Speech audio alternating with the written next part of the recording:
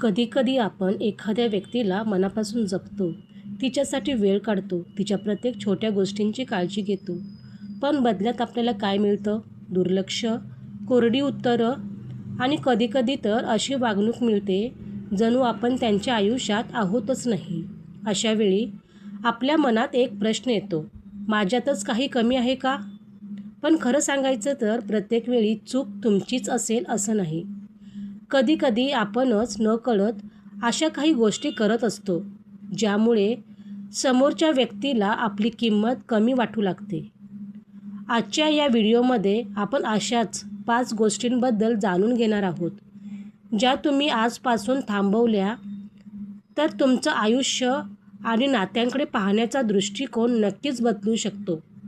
आणि शेवटचा मुद्दा तर सर्वात महत्त्वाचा आहे.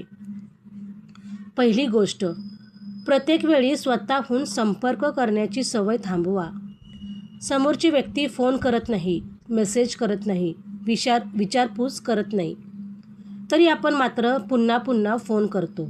काय झालं? माझ्यावर रागवला आहेस का? माझा मेसेज का पाहिला नाहीस? असं करताना आपल्याला वाटतं की आपण नातं टिकवण्याचा प्रयत्न करत आहोत. पण नातं टिकवणं आणि एकट्याने नातं ओढत राहणं यात खूप मोठा फरक आहे. ज्याला तुमच्याशी बोलायचं आहे तो एखाद्या ना एखाद्या क्षणी स्वतःहून तुमच्याशी संपर्क करेल. म्हणून प्रत्येक वेळी तुम्हीच पुढाकार घेत राहू नका. थोडं थांबा. समोरची व्यक्ती तुमची आठवण काढते का? तुमच्याशी बोलण्यासाठी प्रयत्न करते का? हेही पहा. कारण नात्यात दोघांची पावलं पडली तरच ते नातं पुढं जातं. दुसरी गोष्ट, सतत स्वतःला सिद्ध करणं थांबवा. मी तुझ्यासाठी हे केलं, मी तुझ्यावर किती प्रेम करतो, मी तुझ्यासाठी किती त्याग केला. आपण कधीकधी समोरच्या व्यक्तीला आपली किंमत समजावी म्हणून स्वतःला सतत सिद्ध करत राहतो. पण लक्षात ठेवा, ज्याला तुमची किंमत समजते त्याला तुमचा प्रत्येक त्याग मोजून सांगावा लागत नाही. तुम्ही चांगले आहात हे सिद्ध करण्यासाठी कोणाच्या प्रमाणपत्राची गरज नाही. तुम्ही मनापासून प्रेम करता, काळजी घेता आणि प्रामाणिक आहात हे पुरेसं आहे. ज्याला ते दिसत नाही त्याच्यासमोर स्वतःला सिद्ध करण्यात तुमची ऊर्जा वाया घालवू नका. तिसरी गोष्ट, प्रत्येक गोष्टीला लगेच उत्तर देण्याची सवय थांबवा.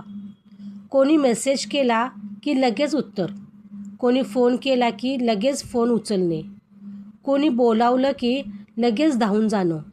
याचा अर्थ असा नाही की तुम्ही मुद्दाम कोणाकडे दुर्लक्ष करा, पण तुमचं स्वतःचं आयुष्यही आहे हे विसरू नका. प्रत्येक वेळी दुसऱ्याच्या सोयीप्रमाणे स्वतःला बदलत राहिलात तर हळूहळू तुम्ही स्वतःच्या गरजा आणि इच्छा विसराल. तुमच्याकडे काम असेल तर काम पूर्ण करा. तुम्हाला आराम हवा असेल तर आराम करा. तुम्हाला स्वतःसाठी वेळ हवा असेल तर तो घ्या. कारण स्वतःला वेळ देणं म्हणजे स्वार्थीपणा नाही, स्वतःची काळजी घेणं म्हणजे स्वतःचा आदर करणं. चौथी गोष्ट, जिथे तुमचा आदर होत नाही तिथे स्वतःला सतत उपलब्ध ठेवू नका. हा मुद्दा खूप महत्त्वाचा आहे. एखादी व्यक्ती वारंवार तुमचा अपमान करते, तुमच्या भावनांची मजा उडवते. तुम्ही बोलताना तुमचं म्हणणं ऐकत नाही, तुमची गरज असताना गायब होते, पण तिला काही काम असेल तेव्हा मात्र तुम्हाला आठवते. अशा वेळी प्रत्येक वेळी काही हरकत नाही असं म्हणत राहू नका. कारण तुम्ही प्रत्येक वेळी चुकीची वागणूक सहन केली तर समोरच्या व्यक्तीला तीच वागणूक योग्य वाटू लागते.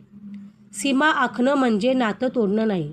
सीमा आखणं म्हणजे समोरच्या व्यक्तीला सांगणं, माझ्या आयुष्यात तुझी जागा आहे, पण माझा स्वाभिमान गमावून नाही. पाचवी आणि सर्वात महत्त्वाची, स्वतःची किंमत दुसऱ्यांच्या वागण्यावर ठरवणं थांबवा.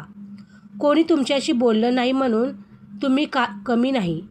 कोणी तुमच्यावर प्रेम केलं नाही म्हणून तुम्ही प्रेम करण्यालायक नाही असं नाही. कोणी तुमची किंमत ओळखली नाही म्हणून तुमची किंमत कमी होत नाही.